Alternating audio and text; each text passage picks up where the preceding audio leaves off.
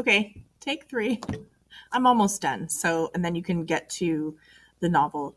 But we were talking about which of the three marriages is most beneficial for Janie. You decide what beneficial means. If that means, that you want to look at it from which one did she grow and change the most in a positive way, then look at it that way. If you want to talk about it from which one brought her the most happiness, then you can look at it that way. But in order to answer that prompt, you're going to have to first define what does beneficial mean. What does in what ways can a relationship be beneficial?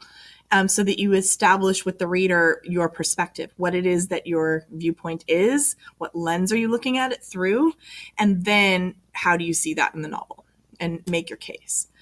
The third question that you could choose is, what is the effect of Hurston's use of Black dialect? So Black dialect is basically a particular dialect in general, is just the form of a language that is specific to an area or a social group.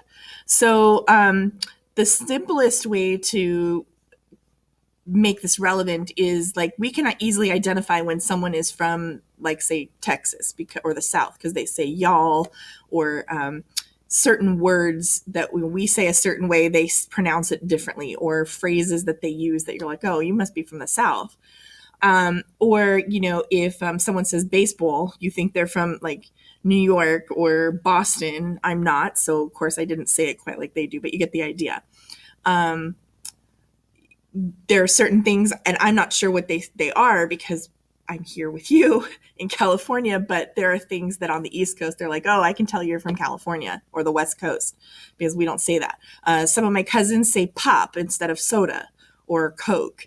We say Coke or soda, they say pop. Some places say bag and we say bag. That's dialect. And so we already have an understanding then of what that is. Black dialect is just the way that Black culture at that time and in that space, that time in history, how did they pronounce words? How did they say words in English? And in a lot of ways, it was broken at that time because, remember, not that many years before this novel, they were not educated. They were not allowed to have formal education in reading and writing. So pronunciation and the written part of language was a little bit different. So it's just understand that that does include the N-word at times. Remember that this is in a historical context. I'm not endorsing the use of the N-word, but it's part of the literature. And so we're going to view that in the context of that. But if you're going to choose this prompt, it's, why was it important for her to use Black dialect? What was her purpose in doing that? And I want to come back to that question in just a second, because there's something that's really important with that you need to understand. Well, I guess I'll just explain it now. The Harlem Renaissance was a time period that this book was written in, that was intended to elevate Black culture, to bring Black culture up in the eyes of society so that they were regarded as intelligent and creative and eloquent and able to be members of American elite intellectual society, instead of being looked down upon and disregarded as uneducated and not intelligent and so forth. Part of the Harlem Renaissance was writing stories, novels, poems. There's music, there's art, there's dance, there's all kinds of different aspects that contributed to the Harlem Renaissance and celebrate and really honor Black culture. Writers like Langston Hughes, who you've probably read some things along the way in your education from him, but he wrote, and Richard Wright, they wrote in full standard American English. That means like academic writing, like I teach you, how to write properly according to the requirements of standard American English. And this was done so that they were viewed as acceptable to white culture and intelligent. Zora Neale Hurston didn't think you had to do that. She felt like you could still portray intelligent people and culture if you still used the dialect that was genuine to them and authentic to the time. You didn't have to recreate their language.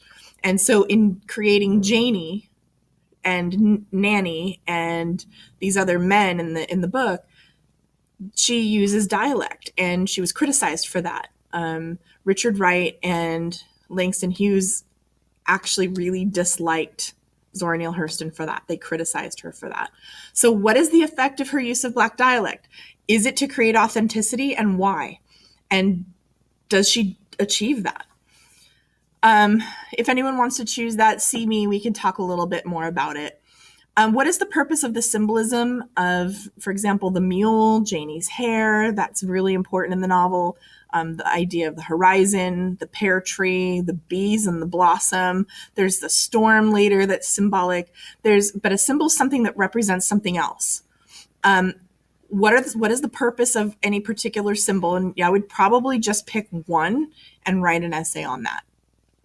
And then to what extent does society shape Joe and his desires? So Joe is one particular relationship that she has, and how does society shape the way that he functions, the things that he wants, the decisions he makes, the things he does? It's really important to understand the dynamic of that relationship, and character motivation and human motivation. And then again, if you have any others that you want to choose, you can talk about it with me, and I'll give you the thumbs up or not, or help you refine it. Okay, so what should you be doing while we're reading and listening? You're going to be doing both at the same time. Annotate, annotate, annotate. Sticky notes, you can see that, as I read, you guys know that I do that. I make notes on my sticky notes. I highlight. If you have your own copy of the novel, you can do that. If not, just use the sticky notes. Also, your evidence collector is where you're going to be keeping things as you have discussions or as you read.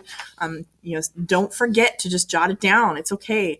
And then write down things that some of your classmates say or that I say, but write it down. Okay. 3 weeks. We just have 3 weeks for this unit. Like I said before, we are going to read and write. We're going to read a whole novel and write. Now, the novel is not quite as long as you think. It's only 217 pages, I think, something like that. The rest of the novel, you'll notice, is actually texts that accompany this one. And so it's actually after page 219. So a little more than half of what's in this book is actually supplementary text. The novel's only 219 pages. So we will have it read within 2 weeks, and then the third week is preparing to write your essay and then finishing it with a timed write. So it's going to move quickly. Don't fall behind. Write a lot down. The more you write, the more engaged you are in this, the easier writing your essay will be. Okay, and that's not for now. So with that, you guys, I'm going to let you guys start reading the novel. You're to get through chapters 1 through 3. If not during class, if you don't finish it, please finish it on your own at home. I'll try to finish it next class as well, but you should get through most of it. Okay. Any other questions? See me tomorrow, and we will work it all out then. Be good for the sub, you guys, and I will talk to you later. Okay, have a good day, you guys.